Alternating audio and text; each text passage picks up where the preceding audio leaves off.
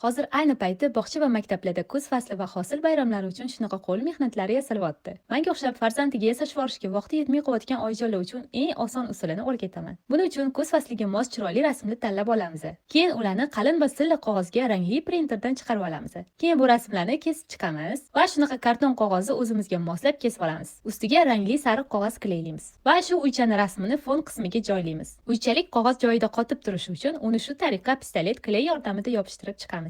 Keyin atrofidagi qismlarini yopishtirib chiqamiz. Shu burchagiga yashil rangli qog'oz yopishtiramiz va atrofiga pistolet kley yordamida toshlarni terib chiqamiz. Atrofidagi to'siqlarni orqa fonini chiroyli ko'rinishi uchun rasmlar bilan to'sib bezatib chiqamiz. Hovlini yerlarini to'kilgan barglar bilan bezatamiz. Keyin tipratikonchani kesganimizda tagida shuncha qog'oz qoldirib kesamiz. Bu shu tariqa yopishtirish uchun kerak bo'ladi.